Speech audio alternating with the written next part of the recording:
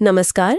आज हमारे पास जो रिपोर्ट्स हैं वो पारिवारिक रिश्ते बाहर से देखने पर कितने सीधे साधे और सुरक्षित लगते हैं ना, लेकिन हर घर की दीवारों के पीछे अपनी एक कहानी होती है, अपनी उलझनें। और कभी-कभी ये कहानियां इतनी गहरी और अंधेरी हो जाती हैं कि मतलब यकीन करना मुश्किल हो जाता है। आज हम अलीगढ़ के हरदुआगंज के एक ऐसे ही मामले की गहराई में उतर रहे हैं। हमारे पास जो मीडिया रिपोर्ट्स और पुलिस जांच से जुड़ी जानकारी है, उसके आधार पर हम ये समझने की कोशिश करेंगे कि कैसे एक बिल्कुल सामान्य सी दिखने वाली मौत की घटना ने एक बेहद चौंकाने वाले खूनी राज का पर्दाफाश किया। बिल्कुल। और ये समझना बहुत जरूरी है कि हम यहाँ पुलिस की जांच के नजरिए से ही कहानी को देख रहे हैं। हमारा काम किसी पर उंगली उठाना नहीं है, बल्कि ये समझना है कि जब कोई ऐसी घटना होती है तो जांच एजेंसियां सच्चाई की तह तक पहुंचने के लिए किन कड़ियों को जोड़ती हैं। ये मामला अपने आप में एक केस स्टडी जैसा है, जो दिखाता है कि कैसे एक बुनी हुई कहानी को सबूतों के दम पर एक-एक करके तोड़ा जाता है। ठीक है, तो चलिए इस मामले की परतें खोलते हैं। जब ये मौत हुई तो दुनिया के सामने पहली कहानी क्या रखी गई? क्योंकि हमारे सूत्र तो यही बताते हैं कि इसे एक हादसा या फिर एक सामान्य मौत की तरह दिखाने की भरपूर कोशिश हुई थी। ये पहला पर्दा क्या था और इसके पीछे की सोच क्या रही होगी? यहाँ जो दिलचस्प बात है वो ये है कि ये एक बहुत सोची समझी पहली चाल होती है, खासकर ऐसे अपराधों में जो परिवार के अंदर होते हैं। इसे आप नैरेटिव कंट्रोल कह सकते हैं, यानी घटना के पहले मिनट से ही कहानी को अपने हिसाब से मोड़ देना। अच्छा, मतलब एक तरह से अपनी कहानी सेट कर देना। बिल्कुल। इसे हादसा या प्राकृतिक मौत बताने के पीछे दो बड़े मकसद होते हैं। पहला, पुलिस को गुमराह करना। अगर पुलिस इसे हादसा मान लेगी तो उतनी गहराई से जांच ही नहीं करेगी, शक की सुई किसी पर जाएगी ही नहीं। और दूसरा मकसद? दूसरा मकसद है समय हासिल करना। ये जो 24 से 48 घंटे का शुरुआती समय होता है ना, वो किसी भी जांच के लिए सबसे कीमती होता है। अगर आरोपी कहानी को उलझाने में कामयाब हो जाते हैं तो उन्हें सबूत मिटाने, आपस में कहानी पक्की करने और एक झूठा माहौल बनाने का पूरा मौका मिल जाता है। ये एक तरह का मनोवैज्ञानिक खेल है, जहां वो जांच टीम से 2 कदम आगे रहने की कोशिश करते हैं। वो परिवार के बाकी लोगों और पड़ोसियों को भी अपनी कहानी पर यकीन दिला देते हैं, ताकि हर तरफ से एक ही आवाज आए। यानी एक ऐसा चक्रव्यूह रचने की कोशिश जिसे भेदना मुश्किल हो। लेकिन जैसा कि होता है, कहानियों में अक्सर झोल रही जाते हैं। तो ये जो हादसे का पर्दा था, ये हटना कैसे शुरू हुआ? यहाँ से मामला वाकई दिलचस्प हो जाता है। पुलिस को वो पहली कौन सी चीज खटकी जिसने उन्हें ये सोचने पे मजबूर किया कि दाल में कुछ काला नहीं बल्कि पूरी दाल ही काली है? हमारे सूत्रों के मुताबिक जांच की दिशा बदलने वाले 3 बड़े स्तंभ थे, और सबसे पहला और सबसे मजबूत स्तंभ था विज्ञान, यानी पोस्टमार्टम रिपोर्ट। पोस्टमार्टम रिपोर्ट, हाँ, ये तो किसी भी संदिग्ध मौत की जांच की रीढ़ मानी जाती है। मतलब कहानी कितनी भी अच्छी क्यों ना बुन लो, फोरेंसिक साइंस उसे तोड़ सकती है। बिल्कुल सही कहा। आप इसे ऐसे समझिए, परिवार कह रहा है कि मौत सीढ़ियों से गिरने से हुई, एक सामान्य हादसा। लेकिन जब पोस्टमार्टम होता है तो डॉक्टर को शरीर पर ऐसे निशान मिलते हैं जो गिरने से आ ही नहीं सकते। मान लीजिए गला घोटने के निशान मिलते हैं या शरीर में जहर के अंश पाए जाते हैं। अब ये एक ऐसा वैज्ञानिक सच है जिसे झुठलाया नहीं जा सकता। कहानी और सच के बीच की यह खाई इतनी बड़ी हो जाती है कि पुलिस का शक यकीन में बदलने लगता है। पोस्टमार्टम रिपोर्ट ने एक तरह से पहली कील ठोक दी कि यह हादसा नहीं है, यह हत्या है। तो पोस्टमार्टम ने वैज्ञानिक तौर पर झूठ को पकड़ लिया, इसने क्या हुआ का जवाब दे दिया। लेकिन इस साजिश में इंसानी पहलू भी था। लोगों के बीच का संपर्क, किसने किया और क्यों किया तक पहुंचने के लिए क्या कोई सबूत था? हमारे स्रोत कॉल डिटेल्स का जिक्र करते हैं। हाँ, और आज के दौर में ये दूसरा सबसे मजबूत स्तंभ है। अगर हम इसे बड़ी तस्वीर से जोड़कर देखें तो डिजिटल फुटप्रिंट्स कभी झूठ नहीं बोलते। कॉल डिटेल्स का मतलब सिर्फ ये नहीं होता कि किसने किसको फोन किया। जांच एजेंसियां इसमें पैटर्न ढूंढती हैं, और ये पैटर्न बहुत कुछ कह जाते हैं। पैटर्न? कैसा पैटर्न?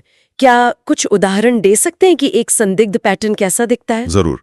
जैसे मान लीजिए कि घटना के ठीक बाद आरोपियों के बीच कॉल्स की बाढ़ आ गई, एक के बाद एक कई कॉल्स या मैसेज। ये घबराहट या आगे की प्लानिंग का संकेत हो सकता है, या फिर इसका ठीक उल्टा भी हो सकता है, जो और भी ज्यादा संदिग्ध होता है। 2 लोग जो रोजाना बात करते थे, घटना के बाद अचानक एक दूसरे को कॉल करना बंद कर देते हैं। अच्छा। हाँ, उन्हें लगता है कि ऐसा करने से वो शक के दायरे से बाहर हो जाएंगे। लेकिन जांचकर्ताओं के लिए ये एक बहुत बड़ा रेड फ्लैग होता है। इसे रेडियो साइलेंस कहते हैं। ये तो बहुत दिलचस्प है। मतलब बात करना भी संदिग्ध और बात न करना भी। बिल्कुल, दोनों ही तरफ से शक गहराता है। इसके अलावा समय और लोकेशन भी होता है। रात के 2 बजे लगातार कॉल्स क्यों हो रही हैं, या फिर किसी एक आरोपी का फोन घटना के वक्त क्राइम सीन के पास वाले टावर से कनेक्टेड क्यों था, जबकि वो तो कह रहा था कि मैं शहर से बाहर था। इस केस में देवर और भाभी के बीच की कॉल डिटेल्स ने शायद उनके रिश्ते की एक ऐसी तस्वीर पेश की होगी जो उनके बयानों से बिल्कुल अलग थी। जब आपकी कहानी और आपका डिजिटल बर्ताव मेल नहीं खाता तो आप फंस जाते हैं। इसका मतलब है कि आपके पास अब 2 बड़े सबूत हैं। एक फोरेंसिक जो कहता है कि ये हत्या है, दूसरा टेक्निकल जो संदिग्धों के बीच के असामान्य कनेक्शन की ओर इशारा कर रहा है। मुझे लगता है इसके बाद मानवीय पहलू आता है, यानी पूछताछ। निश्चित रूप से तकनीक आपको रास्ता दिखा सकती है, लेकिन दरवाजा तो इंसानों से ही खुलवाना पड़ता है। यहीं पर जांचकर्ताओं का अनुभव काम आता है। जब पुलिस ने अलग अलग लोगों से पूछताछ शुरू की होगी तो सबकी कहानी मैच नहीं हो रही होगी। कोई कुछ कह रहा था, कोई कुछ और। वो कहते हैं ना, झूठ को याद रखना पड़ता है, सच को नहीं। जब एक ही सवाल को घुमा फिर आकर बार बार पूछा जाता है तो झूठी कहानी बिखरने लगती है। और मुझे लगता है कि जब उनके सामने पोस्टमार्टम रिपोर्ट और कॉल डिटेल्स जैसे सबूत रखे गए होंगे तब तो उन पर दबाव और बढ़ गया होगा। एग्जैक्टली, यही रणनीति होती है। आप पहले उनकी कहानी सुनते हैं, उन्हें झूठ बोलने का पूरा मौका देते हैं और फिर एक एक करके सबूत उनके सामने रखते हैं। आपने कहा कि आप उस वक्त घर पर नहीं थे, लेकिन आपका फोन तो यहीं था। या आप कह रहे हैं कि मौत गिरने से हुई, लेकिन रिपोर्ट तो कहती कि गला घोटा गया है।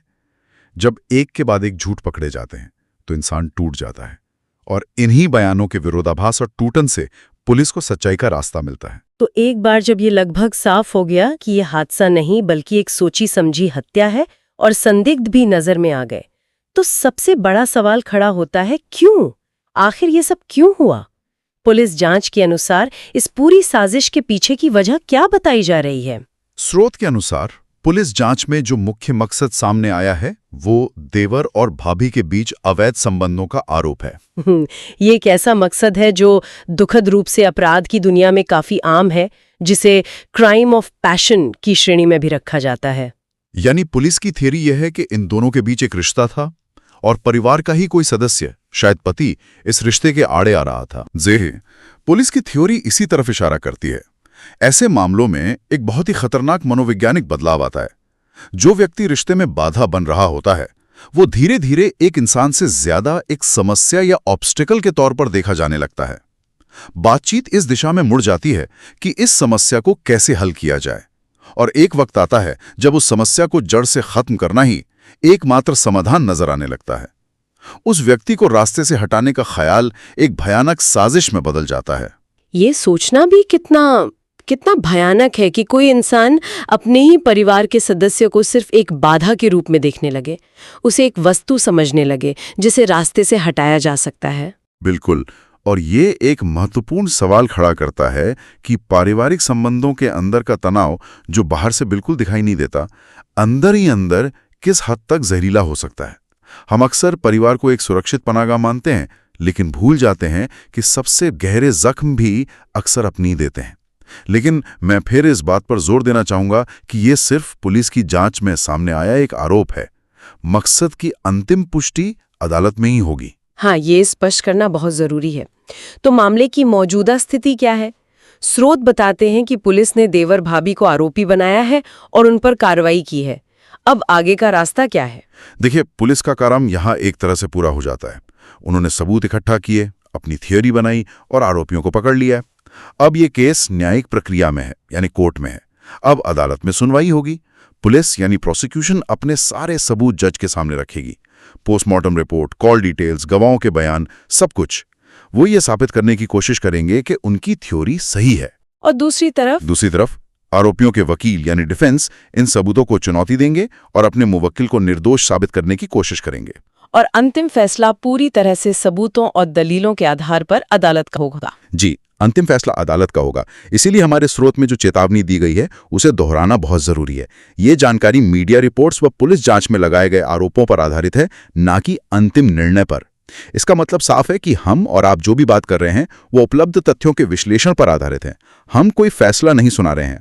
न्याय की प्रक्रिया भी चल रही है और हमें उसके नतीजे का इंतजार करना चाहिए। बिल्कुल सही। तो आज की इस चर्चा को अगर हम संक्षेप में देखें तो हमारे सामने एक ऐसी तस्वीर उभरती है जिसमें एक मौत को पहले हादसा दिखाने की कोशिश की गई, लेकिन फिर पुलिस की जांच के 3 स्तंभों, पोस्टमार्टम रिपोर्ट के वैज्ञानिक सच, कॉल डिटेल्स के डिजिटल सबूत और पूछताछ के मनोवैज्ञानिक दबाव ने इस कहानी के पर्दे को गिरा दिया। और इसके पीछे की वजह के तौर पर एक उलझे हुए पारिवारिक रिश्ते का आरोप सामने आया है। हाँ, और ये मामला हमें ये सोचने पर मजबूर करता है कि जो रिश्ते हमें दुनिया में सबसे ज्यादा सुरक्षित लगते हैं, उनके भीतर कैसे कैसे राज और तनाव पनप सकते हैं। अक्सर हम बाहर की दुनिया के खतरों से तो बहुत चौकन्ने रहते हैं, लेकिन घर के भीतर की जटिलताओं को नजरअंदाज कर देते हैं। यह एक बहुत ही गंभीर और सोचने वाली बात है। और इसी से जुड़ा एक और पहलू है जो श्रोताओं के लिए एक विचार छोड़ जाता है। ये मामला दिखाता है कि आज की तकनीक जैसे कॉल डिटेल्स और डिजिटल फुटप्रिंट्स उन छिपी हुई सच्चाइयों को भी सामने लाने की ताकत रखती हैं जिन्हें शायद कुछ दशक पहले हमेशा के लिए दफन कर दिया जाता। आज के दौर में राज रखना लगभग नामुमकिन होता जा रहा है।